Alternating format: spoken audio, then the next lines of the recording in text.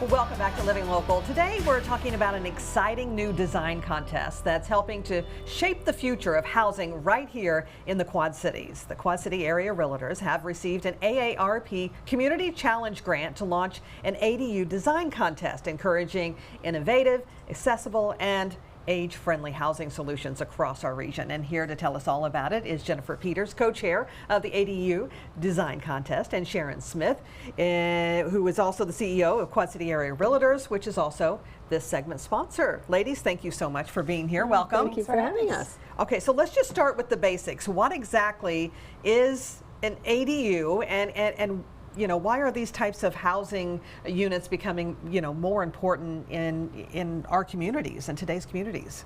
An ADU is an accessory dwelling unit. So think of it as a smaller home on a parcel with a primary residence. Okay. So it could be anything from a small house for maybe an aging parent that wants some independence, or think of maybe an older child that lives there. Lots of different uses. Okay, and they're becoming a little more popular too, right? Yeah. Not around here, so that's our goal, Yeah. is to raise awareness, but yes, they are. Yeah, and important too, right? It's very important. Inventory has been a problem. We know that across the country we are very low on houses and housing, and people, you know, houses that people want to get into. But more importantly is, you know, possible generational housing or income or something else. You know, I think they serve a really good purpose for, you know, just enhancing our housing stock. Yeah. And Quad City Area Realtors received an AARP Community Challenge grant to support this initiative. What does that recognition mean for our region, and why is the timing so important?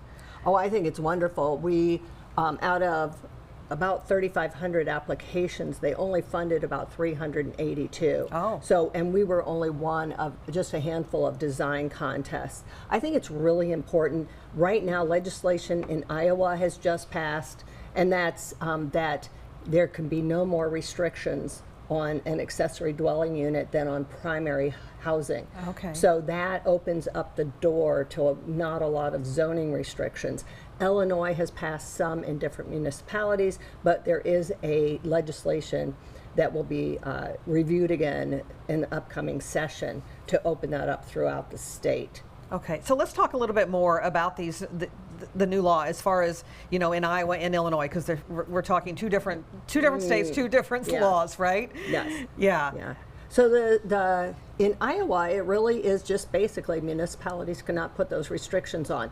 Okay. The ADU cannot be more than 1,000 square foot or 50% of what the primary square footage on the primary house is. Okay. So that is, you know, when you think about it, a large, you know, could be fairly large. Yeah. An accessory dwelling unit needs to have sleeping quarters, you know, either a bedroom or a place, a bathroom, and then a kitchen or kitchenette. And those really are the prime basics for an accessory dwelling unit. Okay, all right. Okay, so let's talk a little bit more about the design contest itself. Who's eligible to enter, and what kind of prizes are being offered? Well, anyone is eligible. Okay. We do have two categories, though. We opened it up to students, so it's not just industry professionals. Oh, that's it can great. be students. They don't actively have to be studying, but if they have in the past, so think of younger people, think of architects. And then, yes, there are two categories within the challenge. So it is that student category and then the professional category. There are prizes for both.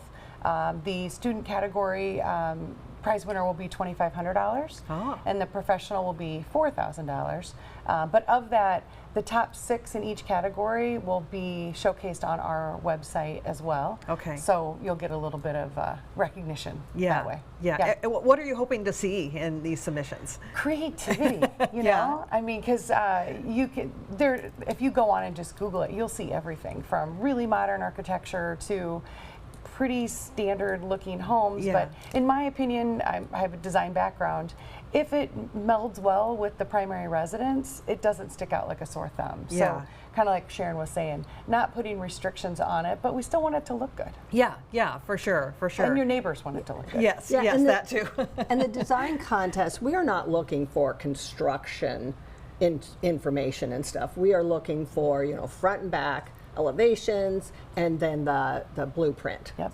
Okay. And so it's pretty basic, but of course they can go to our website. We have a page on our website, and that gives all the information for the design contest. Okay, so anyone who wants to get involved, go to that website then. Yes.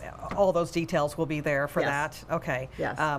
Even as far as all the rules for entering, Yes. all that, all Yes. that. All right. Yes. Looking ahead, how do you see this contest and the ideas it generates shaping the future of housing right here in the Quad Cities?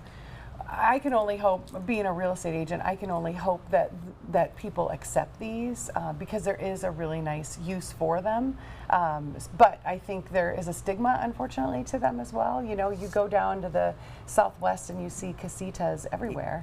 Yeah. I've stayed in them and they're fabulous. But we just don't see that many here. Yeah. So raising awareness and getting them out there, but being creative, having it meld well with the rest of the subdivision, that's my focus. Yeah. That's my goal. Yeah. And I know that the Quad Cities, the city governments are looking at them. They know that it is a good, viable way to more housing Yeah. availability Affordability, and yeah. affordability. So, Yeah. and that is the focus. Yeah, definitely. Well, it's going to be fun to see those submissions and Yes. see how creative people can Yes. get with these. Tk you so much, We're ladies, for excited. coming in today. Absolutely. All right, again, this segment was sponsored by the Quad City Area Realtors, and you can learn more when you visit qcar.realtor.